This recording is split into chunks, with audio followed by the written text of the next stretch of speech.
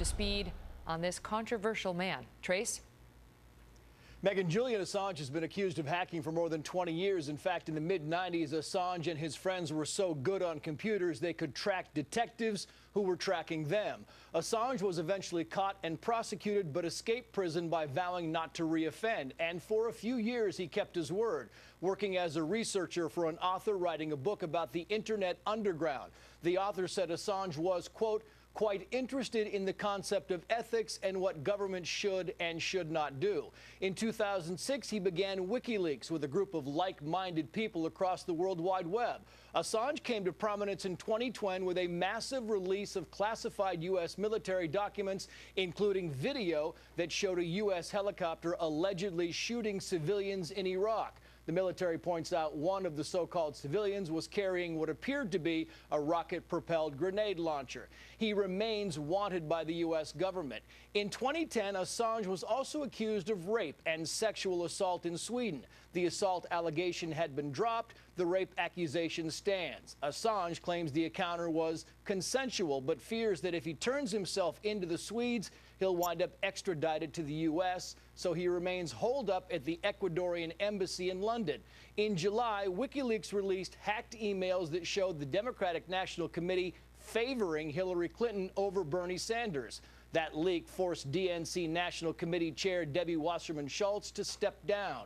And now Assange is threatening an October surprise for Hillary Clinton, promising to release documents that could affect the election. Watch. It's a variety of different types of documents from different types of institutions that are associated with the election campaign. Some quite unexpected angles that are quite interesting. Some even entertaining. Assange is promising to release the documents before the election, not so much to drop a bombshell at the perfect moment, but to fully vet the documents so they cannot be easily dismissed. Megan. Trace, thank you. And now part two of our exclusive interview with Julian Assange. We pick up our discussion on the fallout from WikiLeaks' release of those leaked DNC emails. Are you receiving more leaks now in the wake of what we saw, here in the U.S. election in July? Yes, every time, of course, that we have a big publication, there's a lot of reportage, and sources see this and they go, okay, WikiLeaks works. I'll give them my stuff. So that's a good thing.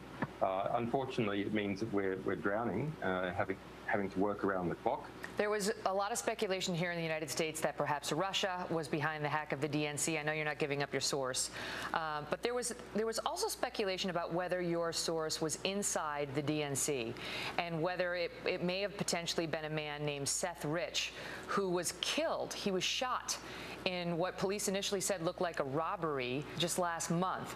You came out in an interview with Dutch television and mentioned Seth Rich in a discussion about whistleblowers and the need to protect them. And WikiLeaks, in fact, offered $20,000 for information leading to the arrest of Seth Rich's killer.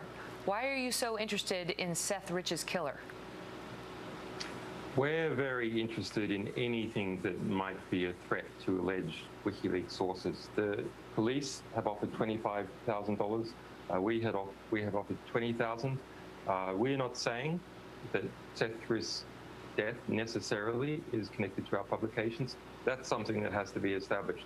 But if there's any question about a source of WikiLeaks being threatened, then people can be assured that this organization will go after anyone who may have been involved in some kind of attempt to coerce or possibly, in this case, kill a potential source.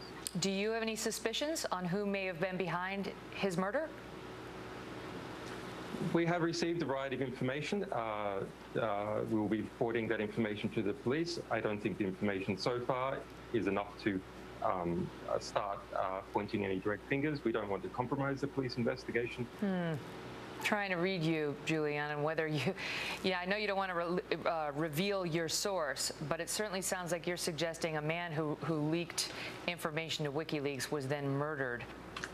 If there's someone who's potentially connected to our publications and that person is then murdered in suspicious circumstances, it doesn't necessarily mean that the two are connected. But it is a very serious matter of that type of allegation is very serious, and it's taken very seriously by us. I want to ask you, because there's a big AP report today saying WikiLeaks releases the private information of innocents. Well, it's a nonsense report. It's not by AP. It's not some big team at AP that put this together. It's by a single journalist, Rafael Seta, who has a conflict of interest. Have a look at him on Twitter. He's been campaigning against us ever since this DNC leak. I got to ask you about the U.S. election. As you point out, you're not an American citizen. You're an Australian. You know, you're clearly not rooting for Hillary. But are you rooting for Trump? No. I mean, if we have good information on Trump, we publish that. If we have good information on Hillary, the Democrats, we publish that. You know, I would like to believe that no media organization in the United States would not have published the DNC emails. But I don't think that's true, actually. I think MSNBC wouldn't have published them. I think the New York Times wouldn't have published most of them. And that's sad. There's incredible politicization in this election of the media. And it is a bit concerning, the allegations that by the Clinton campaign that everyone is a Russian agent are really disturbing. Why is that? Well, because bizarrely, Hillary Clinton, the Democrat, has positioned herself now to be the security candidate. She's powered up with the neocons responsible for the Iraq War, and she's grabbed on to this kind of neo-McCarthyist hysteria about Russia and is using that to demonize the Trump campaign. The Trump campaign has all sorts of things wrong with it, but as far as we can see, being Russian agents is not one of them. You know, some people have asked us, when will you release information on Donald Trump? And of course, we're very interested in all countries to reveal the truth about different candidates so people can understand. But it's really hard for us to release anything worse than what comes out of Donald Trump's mouth every second day. I mean, it's part of his charismatic appeal that he speaks off the cuff.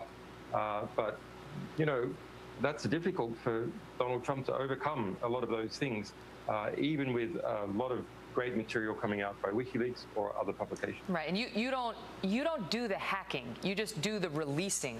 And you know, there have been some leaks about our military, including one back in 2007 that was controversial. You guys released video of an Apache helicopter in Baghdad, and sure enough, the United States had killed 2 Reuters photographers, and some children were injured. And WikiLeaks, you know, we saw that thanks to video that you guys released. But the military came out later and said it doesn't show the full context, and they say RPGs were found. Ground troops leader discovered 2 RPGs, an RPG launcher, a rifle where this group had been clustered. Look, we had a clear result. The US government had to admit in court, under oath, in 2013, that not a single person that it could find had been harmed as a result of our disclosures. Do you need to be more careful? What say you to the charge that these releases need to be screened better by WikiLeaks if you're going to do it at all? Well, let's back step. So what exactly is the allegation here? The allegation is that WikiLeaks is publishing too much true information. But private, private, confidential information. Half of that, we agree. We publish a lot of information, and it's had a perfect record so far. Julian Assange, the man who may hold the October surprise, or perhaps September. We'll have to wait to find out. Thank you so much for being here.